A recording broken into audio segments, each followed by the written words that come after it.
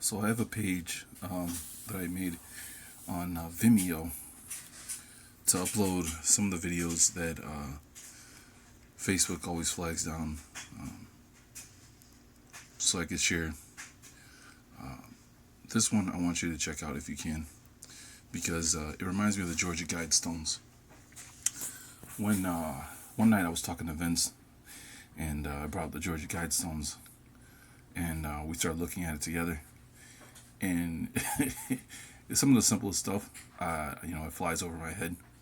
So it's one of the reasons I cherish talking to him, because, he puts it on point, as far as, seeing the obvious and then taking the obvious and expounding upon that and growing. And I was looking at the Georgia Guidestones. It was crazy because it has all these languages it's written in. I think it was 8. But one of the ones we seen on there was, or two of the ones that stood out was, what was it? Swahili. And Swahili has always been interesting to me because Swahili seems to be a bunch of tribes that were placed in Africa, and they came together and made a nation.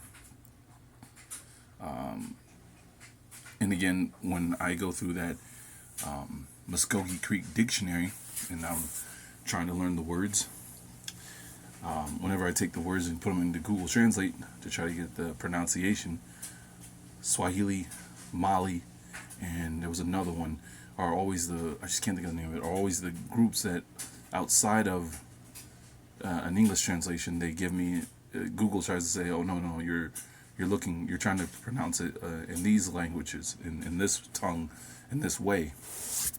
So I always think that's interesting. Like, remember chata? I learned that word from when I was watching one of Warhorse's videos. She's like, we're not Choctaw, we're Chata. And I was talking to Vince about that as well. And Vince is like, there was a road sign, a billboard in Oklahoma, and it said Choctaw, made in the spirit of Chata. And I even spelled it to him, Chata. And he's like, yeah, it was on the sign. Well, in Nigeria, you have a music producer named Young Chata. And I'm like, there it is again, the connection right back there. So I've been trying to figure out what does Chata mean in the Nigerian language, which is interesting nonetheless. But but getting back to the Georgia Guidestones, as I'm watching this video and I'm explaining, what I'm seeing, Vincent points out, look at the languages. It's telling all those that speak these languages, those leaders, do follow these guidelines while you're ruling over these people. So while you see the English speaking languages, the Russian, the modern Chinese, you also see, these Swahili and what was the other one? Swahili. Oh, we'll look it up. But you'll see those, and it's like, okay, so they're not absolved from it. They're doing it to their own people too. This is melanated people doing it to melanated people. So if you get, I'm gonna leave the link in the description box, and so you'll be able to get to it. But watch this, because it revolves around Jesse Ventura, and I feel stupid because I used to watch his show, but I gave up on watching it because I'm like, man, this guy is not giving me anything that I don't already know. This is like cream puff stuff. Like, this is stuff that a YouTuber has already found, or it's already been written about in books. He goes in and tries to see harp, and of course they're denied. It's kind of like those Bigfoot shows, right? Where they drag you along. Oh, we're gonna find Bigfoot. We're on the hunt for Bigfoot. We hear the sounds for Bigfoot, and they never produce a Bigfoot. And I have a theory. I think the Bigfoots are demons. But I get that theory from the Quran. And how in the Quran, if you were going to go through mountains, or you wanted to journey through a mountain range, the Quran says you have to ask the demon of that mountain permission to pass through. And that's where it started dinging in my head, hey, maybe these are demons. That's why they vanish and nobody can find a trace of them. You find footsteps and then all of a sudden they just disappear, that maybe these are the demons that they talked about in the Quran. This is just a thought, and I might be wrong. There's a good chance I could be wrong, but anyways, Let's get to the Georgia Guidestones. So here we're on the Georgia Guidestone page, and that's one of the things I thought was interesting. I am Isis, goddess of love. Huh. The moon goddess, right? Where's the languages though? There they are: English, Spanish, Swahili, Hindu, Hebrew, Arabic, and traditional Chinese, and Russian. So, like Vincent was pointing out to me, all these nations are all involved in making sure they follow these 10 their 10 commandments, right? Isn't that something, huh? I never even noticed that it was the number 10. I thought there was a lot more than that.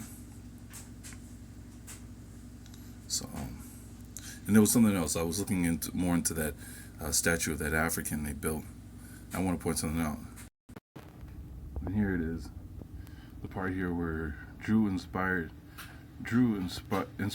for the ancient Greek temple of Zeus and African religions. This is where these inspiration for his statue came from.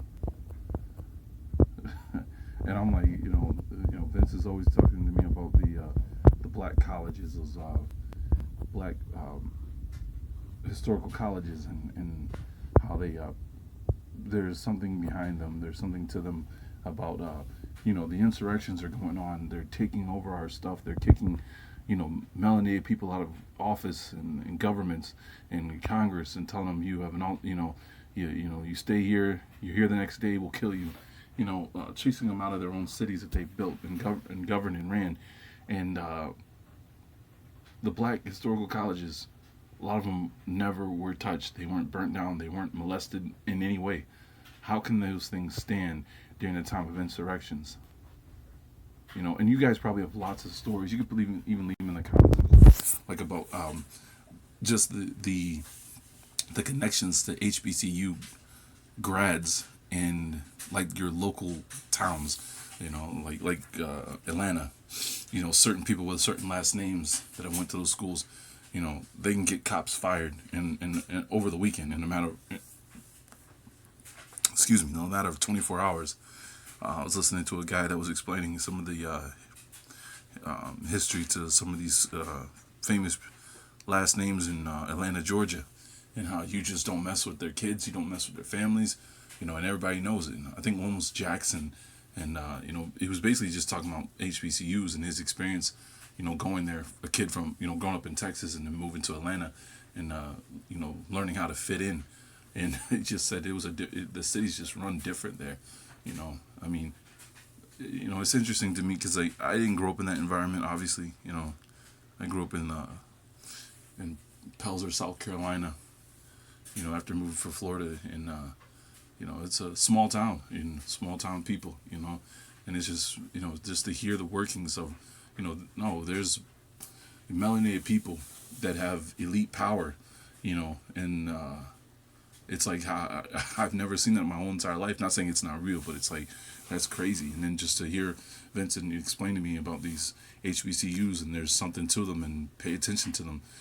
Colin Kaepernick, Vincent showed me, he's a fraternity brother, and how they even wrote a letter to the NFL, and Roger Goodell and stuff like that. I was like, this is crazy. So.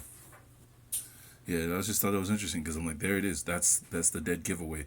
The inspiration for this was the ancient Greek temples of Zeus in African religions. So somewhere in one of these African religions is going to be the dead giveaway, the connection that whatever these tribes are sitting in Africa are not just African tribes. They were the ancient Greeks, and they know it, and they have the proof to back it up. So, and then it just makes you think about Zeus, right? And the whole story about Zeus and was it Europa, the mother of Europe, in that whole story. Zeus is supposed to have came down and swooped her up and took her to Europe. They go back and forth, whether she was Phoenician or not, or Ethiopian, But either way, I mean, you think about the Phoenicians. Phoenician, they said that was a Greek word meaning purple. Well, there's only There's only one group of people that walk around here that are known for being purple, and that's still melanated people. They try to give you that, oh, well, they were the ones that dabbled in purple dye, and so on and so forth. Well, I'm pretty sure if we, look, throughout history, we'll find the Egyptians probably did this, and the Babylonians that did this. So, I just don't buy that whole, narrative that, oh, they brought purple, dyed clothes, and that's why they call them the purple people. No, no, no. When you see someone that's so dark, you've heard them called that they were purple. I mean, purple is what, another shade of a lighter shade of what, black, or what you would call black, right? So I just don't buy that. Like, look at the people of the Andaman Islands. You call those people purple, But in today's society, if you're talking to somebody that's that's been brainwashed to think black and white, everything's black and white, then yeah, they'll call them black. But the old folks, they wouldn't know what that is. So yeah, just check this out.